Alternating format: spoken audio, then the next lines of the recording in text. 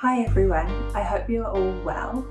Today I want to talk about my 5 top tips for experimental filmmaking. These are just top tips, things to think about, not rules as such.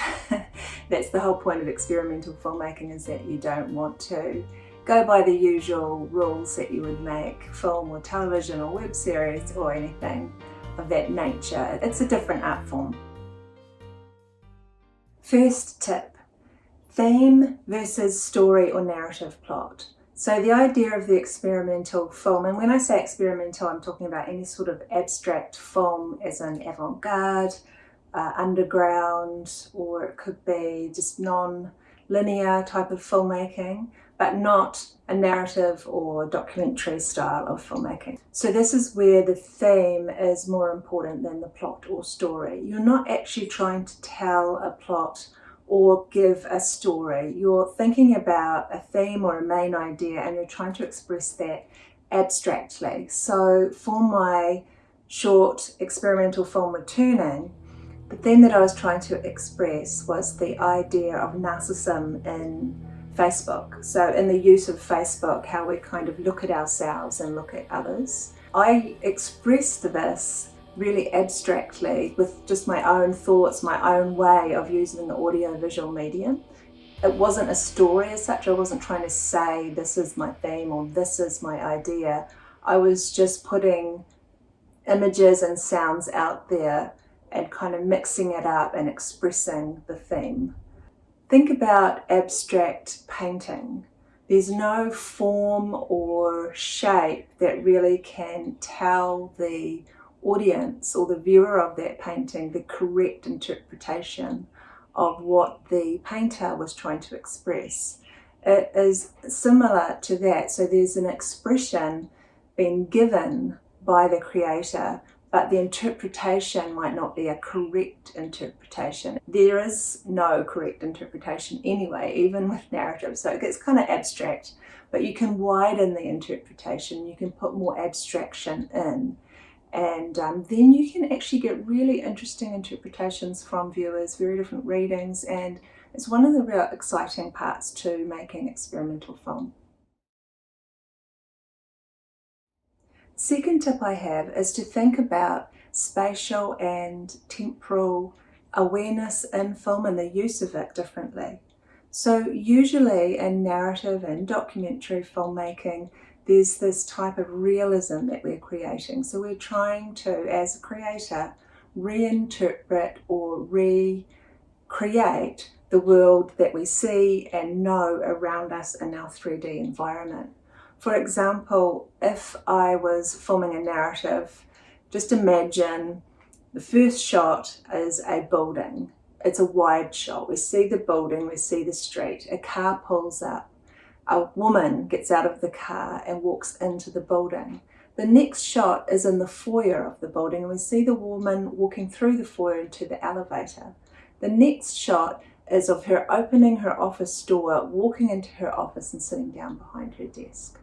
So in 3 shots we've set up a spatial and temporal way of seeing and being in our reality, how we logically think about it. For example, if I actually worked in a building that was, say, my office was 3 flights up, I might park outside the building, walk into the building, the foyer, get into the elevator and go up and then go into my office. So the spaces shown on the screen have a lived logic to them. There is a spatial temporal dynamic that we're setting up in the screen and the shots to sort of mimic how we really experience life in the real world, in the 3D world, or how we engage in this environment. With experimental film or any type of artistic film, film art, video art, you can really play with the spatial temporal rules. This is where it's really fun. This is what I have done a lot of in my experimental filmmaking. This is a particular part of filmmaking in this genre that I really love to play with. And you can see that in Returning quite a bit, how I played around with the temporal and spatial dynamics and sort of morphed it and spiraled it back and forward in itself within the narrative structure. So when you're making your film, you can absolutely have illogical sense of space and time, or you can mix logic with illogical space and time. Tip number 3, this is to think about the human interaction between the audience and a character. So usually, as a story maker and a creator, you want the audience to engage with the character, and that will generate a response from the audience of feeling. So if I'm engaged in something, I'll cry and I'll laugh alongside the character, and I'll react in that way emotionally. However, in experimental, you absolutely don't have to do that, and this is what I did in Returning. Where were you before? When? This afternoon. I mean... Wandering about? Yeah, I know, but where?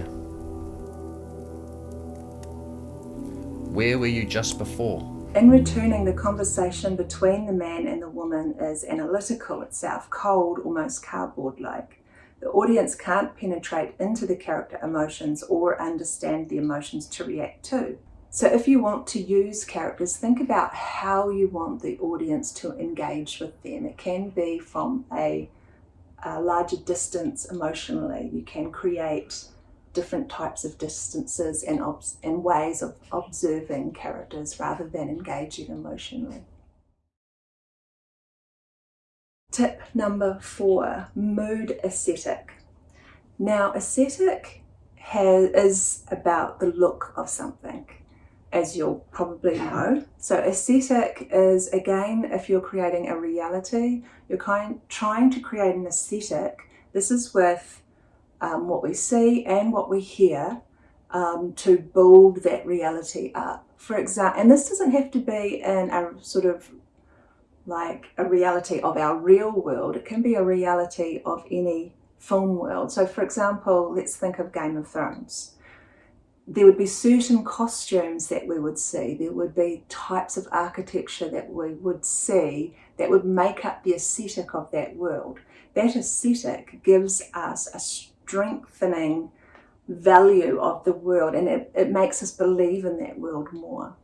The same with sound. So for the sound aesthetic, you might have swords clashing or horses. Those sorts of sounds would build up the world of Game of Thrones. It would give its own reality. However, in experimental film, I would think of instead of bringing in a reality of that world, is actually creating a mood aesthetic. So the idea or the theme that you're playing with, try and think of moods, values, tones that work with that theme, and create a look and create a sound that strengthen the mood of the theme, rather than trying to create some sort of reality in the mood, because that's actually not what you're doing. You're not trying to create a reality. Last tip is painting, dancing, sculpture, music. You might wonder why I'm saying that. Well, it's because experimental film is more alike to those types of art forms than it is to the written form. So for example, and usually film comes from a written work. So you have a story or a novel, or you have a written thematic idea which then gets turned into a script, and that script informs how the film, how the TV show, the web series will play out, the production of it and the content of it. However, with experimental film, you can definitely, what I'm trying to do at the moment anyway, is not think about these ideas as in using written word. So think of it as painting, as what sort of colour are you trying to show? Dancing, what type of movement are you wanting to use through the temporal, spatial time and awareness that you can have in your editing? For music, is there improvisation? Is it like jazz? Is there something that's new and vivid and and sort of spontaneous to it. What else can you do and think about? And sculpture, like what sort of forms can you create with your world? What sort of forms and tones can you express about the idea? So try and kind of think out of the box when it comes to how you're working on the process towards the film, rather than using written words and scripts and storyboards and shot lists. Try and think outside that paradigm, I guess.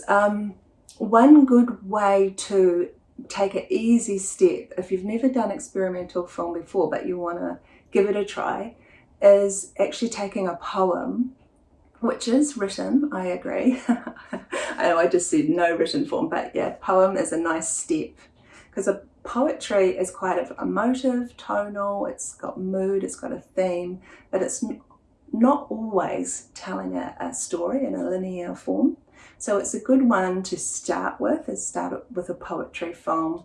Think about colour, think about rhythm, think about movement, think about shape, and then kind of create audio-visual assets that you can put in a timeline that express that poem. So it's a really good way to start. So that's my 5 tips. I hope it's been helpful. And again, they're not rules, they're just things that I think about, and when I'm working in this kind of space, and I really hope that you might get something out of it if you are interested in making an experimental film yourself.